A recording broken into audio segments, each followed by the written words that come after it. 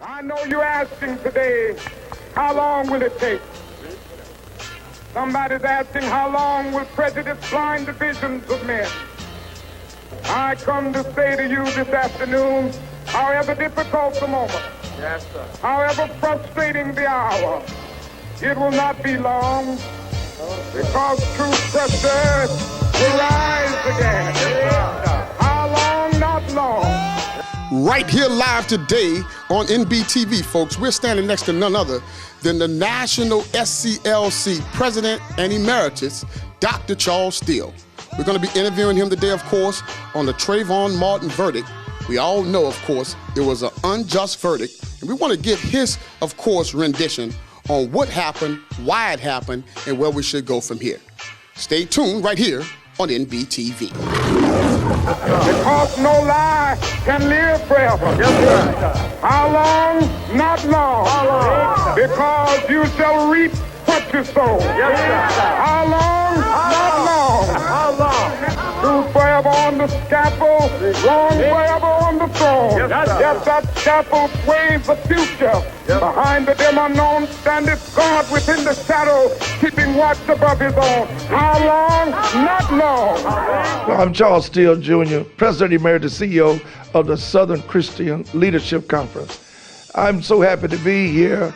I'm originally from Tuscaloosa, Alabama, and so happy to have one of my good classmates here with me in the office of Dr. Martin Luther King here on Auburn Avenue in Atlanta, Georgia, Mr. Rocky Sharper, who is a very outstanding, successful businessman and career person himself. But we're just happy to be here due to the fact that I'm a former state senator and city council person in Tuscaloosa, Alabama. I was a city councilman for 8 years, state senator for 10 years.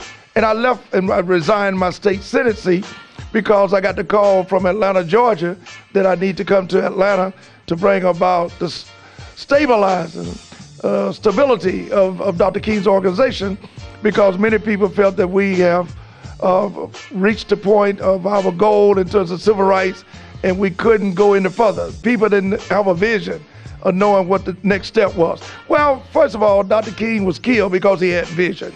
As a visionarian, you must see things before the masses see it, before the people that you represent see it. So Dr. King was on his way to bring about a new change when he went to Memphis, Tennessee, to SCLC economically. And it was a really sad commentary due to the fact that there was some internal situation that brought him to Memphis, but there was some internal situation that also led him away from Memphis in terms of his being assassinated. What I mean about that is that he let his guards down. Usually, Dr. King would send an advance team into a city before he goes in. But this particular time, he went into Memphis because he knew the people there were really crying out for him, and he let his guards down, did not send in an advance team. And due to the fact that J. Edgar Hoover, who was head of the FBI agency at that particular time, was really out to get Dr. King. And he actually paid off some African Americans, black folks, colored Negroes at that time, actually paid them all to set him up. So that's a long story, and that's for the next interview. But due to the fact I had all those memories inside of me, and I actually worked with a leader in Tuscaloosa named Reverend T.Y. Roger, which Rocky and myself and others, we participated in the movement in Tuscaloosa. So we had a background. We had the infrastructure. We had the training from the civil rights movement those particular days. But what I want to convey today to our young people is that the movement is not over. You're talking about Trayvon Martin. You're talking about other injustices of black people. You're talking about Marissa Alexander, who is serving 20 years out of Jacksonville, Florida, because of the Stand Your Ground law. That is something that we need to eliminate. 16 states have Stand Your Ground, and it's a bad law. I was one of the first to go down to Tallahassee, Florida, when the state legislature in Florida passed that law. It was only 4 or 5 persons there with me. We knew that was a bad law, but we had an interview and a press conference denouncing Stand Your Ground. All Stand Your Ground is about is to give people who want to exclude those of color from the living environment that we're in, actually to take their lives and to bring about murdering that's going to be codified as being legal because they feel threatened. They are codifying Stand Your Ground to make it legal. Where if I'm sitting in a restaurant and I'm having dinner with my wife or a friend or anyone, and someone approached me in a wrongful way, if I'm in Georgia, state of Georgia or Florida or the other 14 states that has legalized Stand Your Ground, I could pick up a knife and stab them. I could pick up a gun and shoot them. I could do whatever perceived me within my thinking at that time to eliminate them from life, from society, by saying I felt threatened. This is something to legalize the lynching of people of color and the unwanted in society. So this is something that's really terribly wrong within our system. Trayvon Martin would have done what any young man would have done at that time and at that particular time of night. When you have someone who's pursuing you, my mother always told me, if someone pursue you, try to outrun them. Try to outrun them unless they identify themselves as a police officer. George Zimmerman was not a police officer, so he did not have the right to not run or try to get away from him. So what I'm saying is that we as African Americans, particularly black males, must go back to our neighborhoods and we must have a structured program where we train our young males, and particularly those from 10 to 18, 19, 20 years of age, to let them know that it is systemic within this system. It's within the system itself.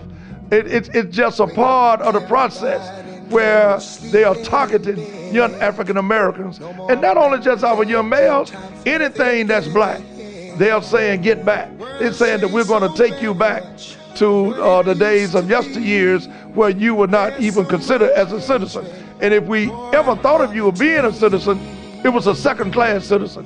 Why am I saying this? Because affirmative action, in terms of what the U.S. Supreme Court did just a few weeks ago, they did not rule on it. They sent it back to the lower courts in terms of us having a fair shot, a fair chance, not only just on education or getting into certain schools, but on the job.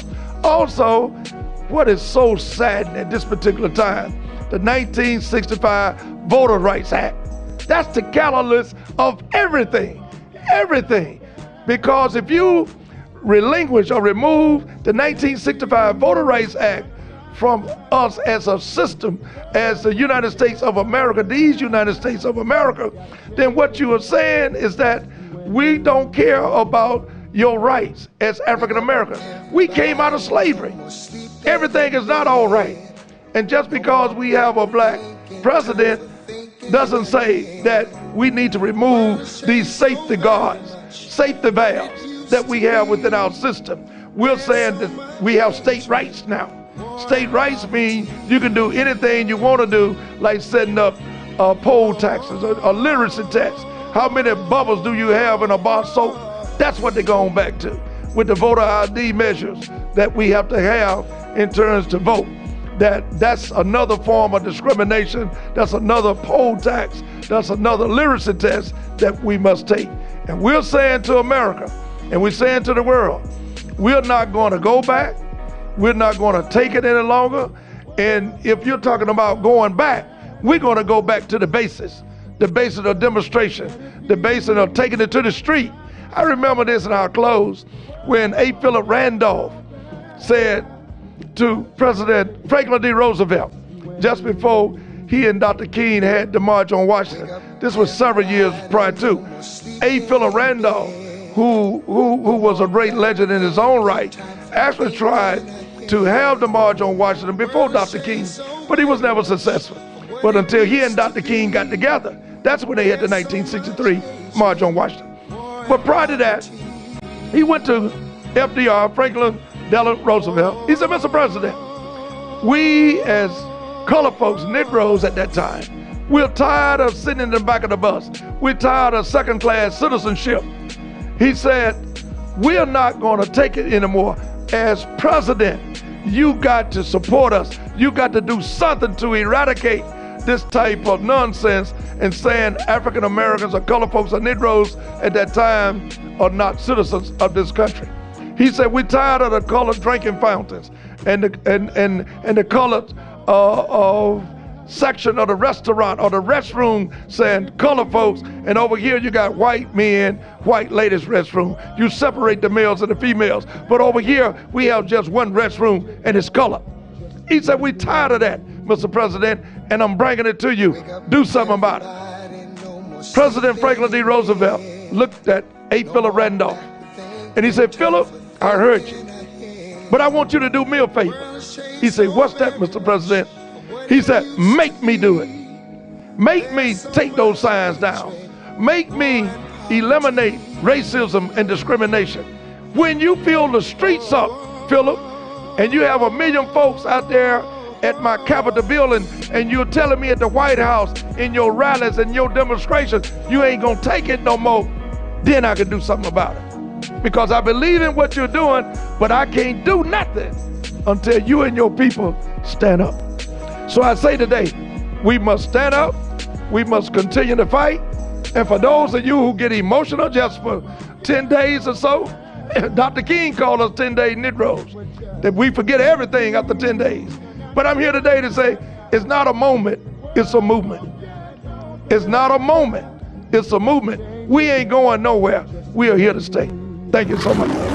And there it is, folks, right here live on NBTV. You heard it from none other than the president of the National SCLC, Dr., of course, Charles Steele. He's the emeritus of the organization, folks. We want you guys to continue to stay tuned right here on NBTV.